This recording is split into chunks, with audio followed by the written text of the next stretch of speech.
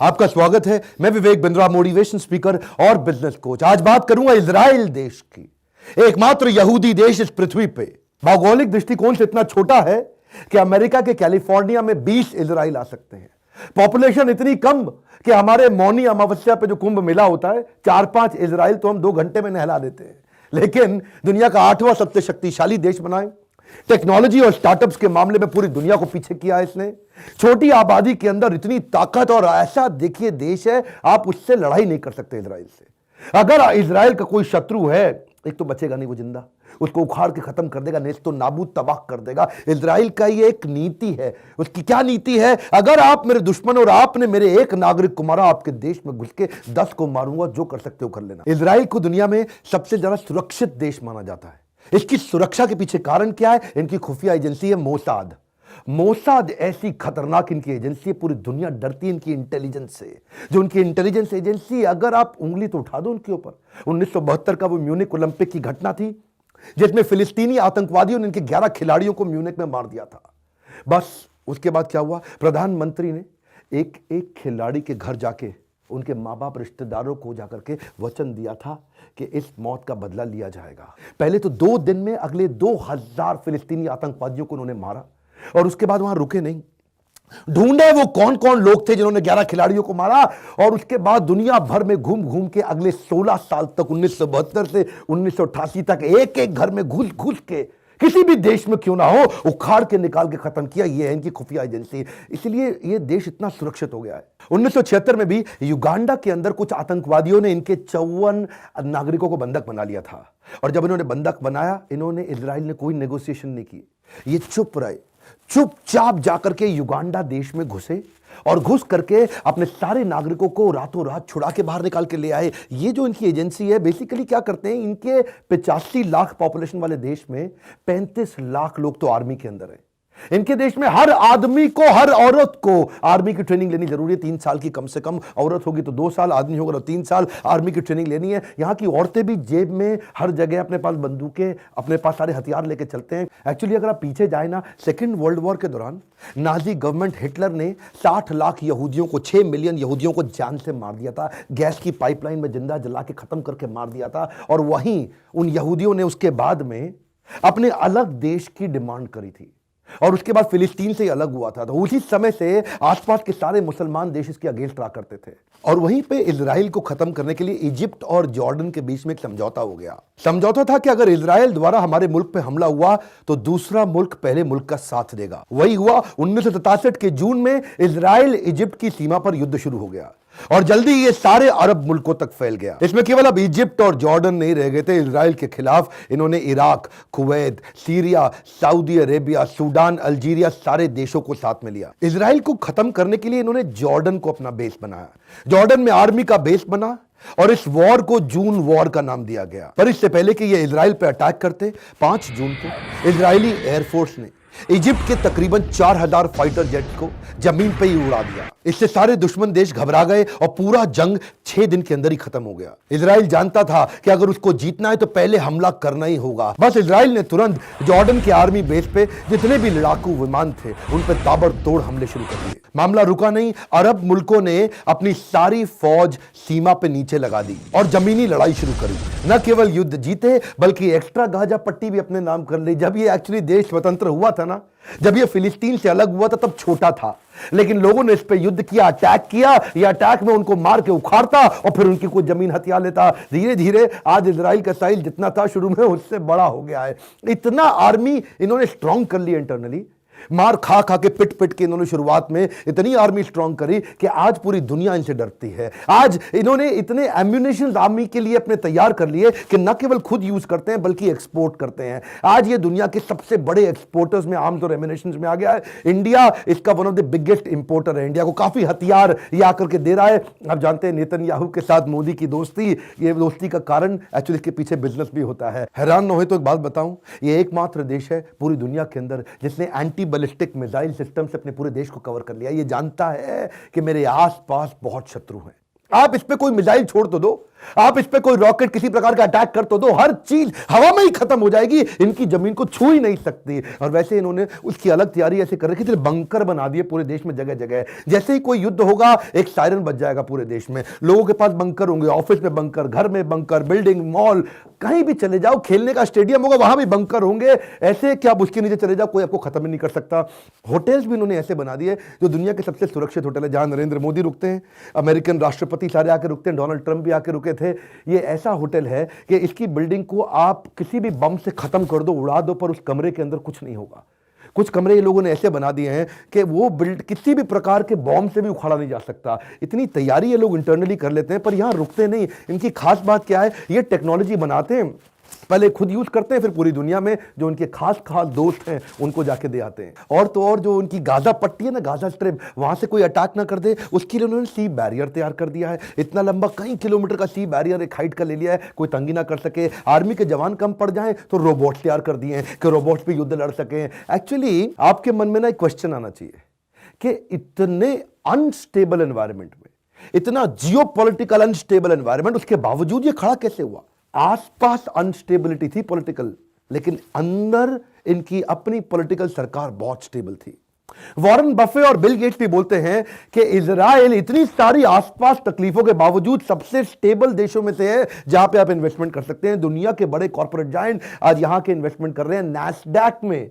अगर आप देखें लिस्टेड कंपनी में इजराइल की कंपनी चाइना के बाद सबसे ज्यादा है।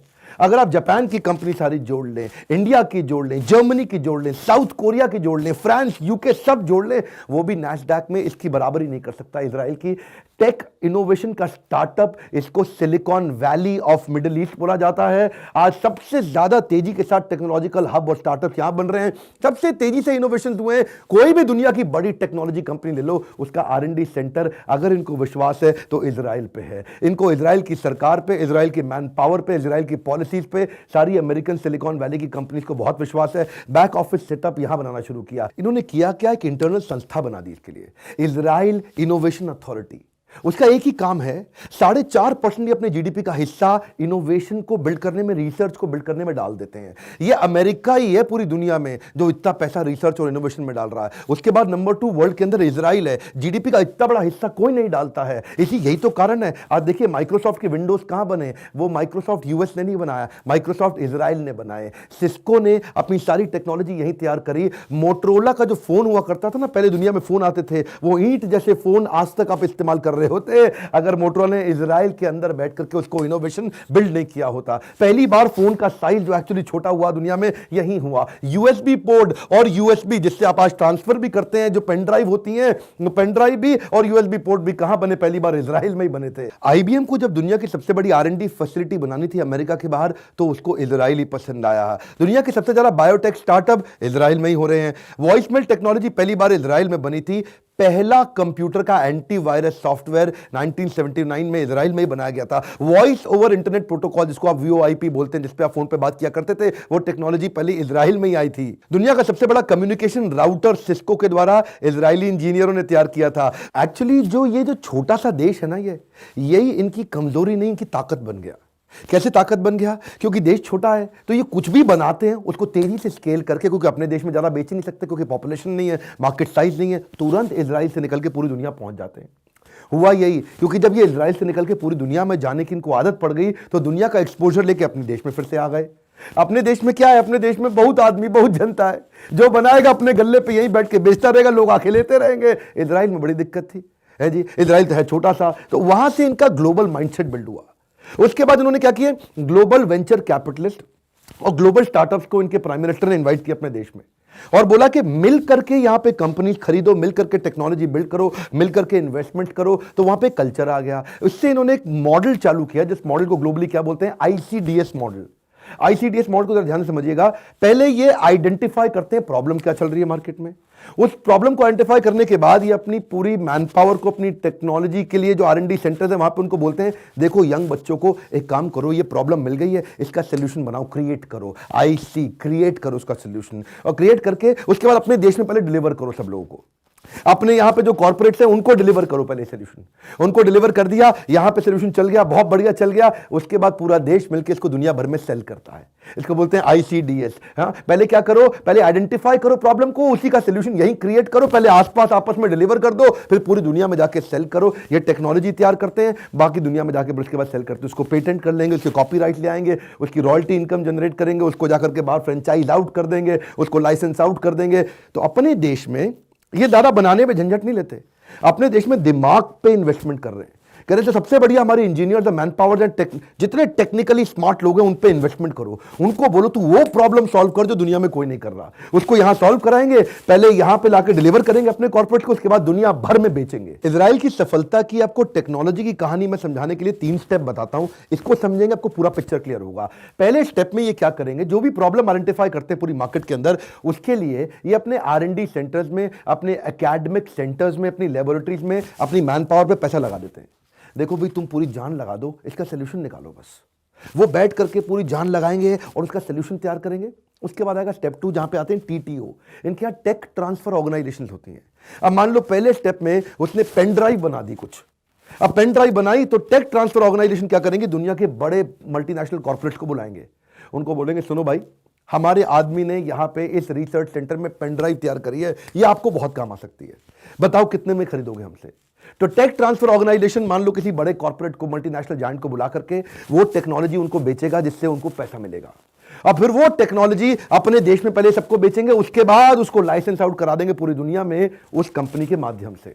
तो अब पूरी दुनिया में हो सकता है R&D वाला आदमी ना बेच पाए, साइंटिस्ट ना बेच पाए, इंजीनियर ना बेच पाए, उसको वो समझ नहीं है, उसको कमर्शियल वायबिलिटी का पता नहीं, उसको वैल्यूएशंस का नहीं पता, उसको स्केलेबल मॉडल्स का नहीं पता, उसको बिजनेस की अंडरस्टैंडिंग नहीं है। तो TTO बीच में, टेक ट्रांसफर ऑर्गेनाइजेशन, आज ये हमारे देश में बहुत जरूरी है। देखिए अमेरिका के अंदर हर 10,000 लोगों में से आज लगभग 80 लोग रिसर्च साइंटिस्ट है, लेकिन इजराइल ही एकमात्र ऐसा देश है जहां पे हर 10,000 लोगों में से 120 लोग रिसर्च साइंटिस्ट, दुनिया में सबसे ज्यादा।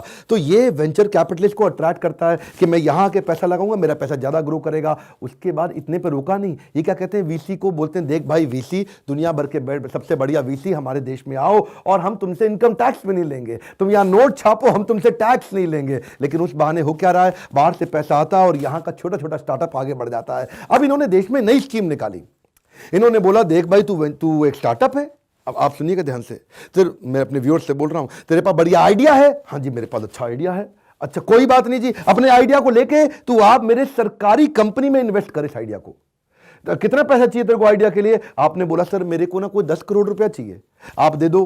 तो ये सरकार क्या बोलेगी इजराइल की, आओ जी आओ, कोई बात नहीं, अपना आइडिया दिखाओ, आइडिया पसंद आया आपको 10 करोड़ रुपए दे देंगे, लो भाई 10 करोड़ रुपए हमारी तरफ से पकड़ो आप, अब आकर के हमारी सरकार के अंदर इसको इन्वेस्ट करो, हमारे देश को थोड़ा बेनिफिट दो। अगर तो आपका आइडिया चल गया तो आपसे 10 करोड़ रुपए का मात्र इंटरेस्ट ले लेंगे, बस दैट्स ऑल, और कुछ नहीं, केवल इंटरेस्ट ले लेंगे। और अगर आपका आइडिया फेल हो गया और 10 करोड़ रुपए आपसे बर्बाद हो गए तो कोई बात नहीं जी, बर्बाद तो हो ही जाते हैं, आपसे कोई पैसा नहीं मांगेगा, घबराओ मत, उत्साह बढ़ाएंगे, बाउंस बैक करो, अगला आइडिया लेकर के आओ। अब लोगों वहां पे ना क्या है, आदमी के मन में दिमाग में घूम गया है, और जी फेल होने की टेंशन मत लो, खुल के खेलो, सरकार खुद ही पैसा लगा देती है, कहती है 5 करोड़ 10 करोड़ 5 करोड़ जो आ रहा है उसको पैसा दे रही है सरकार, कह रही है अगर तुम्हारे पास आइडिया बढ़िया है हमको दिखाओ, हम उसको वैलिडेट करेंगे, अगर तो तुम सफल हो गए तो तुमसे इंटरेस्ट ले लेंगे, और तुम विफल हो गए घबराओ मत, हम तुमसे कुछ नहीं मांगेंगे। ऐसे माहौल के अंदर लोग बढ़ रहे हैं, और VC को भी लग रहा है भाई मैं अगर कमाऊंगा यहां मुझसे टैक्स भी नहीं लिया जाएगा, तो दुनिया भर का इकोसिस्टम रेडी हुआ है। अब इन्होंने क्या कहा,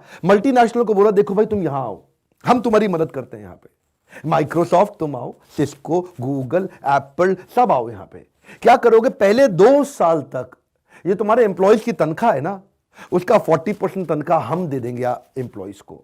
अब क्या होगा, इजराइल के लोगों को एम्प्लॉयमेंट मिल गया, लगभग 98% एम्प्लॉयमेंट मिल चुका है पूरे देश के अंदर, इसलिए सबसे ज्यादा रिचेस्ट देशों के अंदर आज इसका नाम आता है। क्यों, मोस्ट डेवलप्ड कंट्रीज में नाम आता है। अब माइक्रोसॉफ्ट यहां आया और उसने क्या किया जी, पहले 2 साल जितनी भी तनख्वाह, मान लो 100 करोड़ रुपए तनख्वाह है, तो ये कहते हैं पहले 2 साल के 100 करोड़ रुपए में 40 करोड़ रुपए इजरायली सरकार कहती है हम दे देंगे, तुम 60 दो, इजरायली कहती है हम पूरे भी दे सकते थे, लेकिन हम 40% इसलिए देंगे ताकि तुम्हारी भी ओनरशिप रहे, थोड़ा पैसा तुम लगाओ थोड़ा हम लगाएंगे, हम तो तुम्हारी मदद कर रहे हैं ना। और अपने तो क्या है, यहां पे कोई बाहर से आए तो डंडा लेके खड़े हो जाओ बंगाल में, जाबे जाबे होबे ना, टाटा को निकाल करके भेज दिया गुजरात के अंदर दीदी ने। यहां पे लोग, यहां पे तो ग्रोथ चाहिए ही नहीं किसी को, यहां तो सबको क्या राजनीति है जी, सबसे पहले तो मेरी जाति के लोग देखो कहां पे जी, मेरी जाति के कौन मुझे ग्रोथ दिलाएगा, नहीं नहीं मेरी जात का है कि नहीं ये बताओ पहले। इसके चक्कर में हमारे देश की सारी ग्रोथ रुकी है। अपनी संस्कृति को चलाए रखने के लिए नियम बहुत बनाते हैं, कहीं अजीबोगरीब नियम है, जैसे आप इनके देश में कहीं सुअर पालना अलाउड नहीं है, अगर सुअर कहीं दिख जाए तो मारा जाएगा, और अगर आपने पाला तो आप जेल जाएंगे, अगर आप साइकिल चलाते हैं तो आपको लाइसेंस की आवश्यकता है, अगर कोई भी बच्चा, यहूदी बच्चा, इजरायली बच्चा दुनिया में कहीं भी पैदा हो उसको ऑटोमेटिकली नागरिकता मिल जाएगी। इनकी जो अपनी हिब्रू भाषा है ना, वो 1500 ईस्वी के आसपास पूरी तरह लुप्त हो गई थी, इन्होंने इसको पुनर्जीवित कर लिया, कई संग्रहालय बना लिए इन्होंने अपने, संग्रहालय समझते हैं ना जो उनके म्यूजियम्स होते हैं, दुनिया में सबसे ज्यादा म्यूजियम इस छोटे से देश में है, 250 से ज्यादा म्यूजियम इनके यहाँ एक्टिव हैं, जहां लोग जाते हैं इनके म्यूजियम्स में देखते हैं ताकि इनके कल्चर को कोई भूल ना जाए। तो इनकी हिब्रू भाषा वापस जीवित हो गई। वैसे तो उनका 250 किलोमीटर का छोटा सा तट है, उस पर भी इन्होंने 125 बहुत सुंदर बीच बना दिए ताकि टूरिज्म को अट्रैक्ट कर सकें। टूरिस्ट बहुत आ रहा है जिनके देश के अंदर, चारों तरफ से अपने कल्चर को प्रोटेक्ट करते देश को आगे बढ़ा रहे हैं। मेरा भी आपसे प्रश्न है, क्या आप भी चाहते हैं हमारे देश में इस प्रकार की ग्रोथ और डेवलपमेंट हो, ऐसा इकोसिस्टम पैदा हो? उसके लिए मैंने बहुत बड़ी जिम्मेदारी ली है। इसी बोर्डलाइन नंबर पर फोन करिए और जानिए कि कैसे हमने एक इकोसिस्टम तैयार किया। आपको भी चाहिए इंक्यूबेटर, एक्सीलरेटर, आपको भी चाहिए वो वीसी जो आपके साथ पैसा इन्वेस्ट करे, आपको भी चाहिए बढ़िया HR consultant, IT consultant, finance का कंसल्टेंट, हमने वो सब लोग तैयार करके दिए आपको ताकि आप हमारे प्रोग्राम में आकर के ज्वाइन करके पूरे फायदे को उठा सकें। नीचे कमेंट बॉक्स में बताइए अगला वीडियो कौन सा देखना चाहते हैं, किस देश पे देखना चाहते हैं। अगर वीडियो थोड़ा भी पसंद आए, बहुत मेहनत लगती है, लाइक जरूर करिए, चैनल सब्सक्राइब करिए और आसपास कई लोगों से कराइए ताकि इस तरह की वीडियो तुमसे मिस ना हो जाए। हमारे साथ जुड़े रहने के लिए, हर बार वापस आके वर्ल्ड के नंबर 1 एंटरप्रेन्योरशिप चैनल के वीडियोस को देखने के लिए आप सबका दिल से बहुत बहुत धन्यवाद।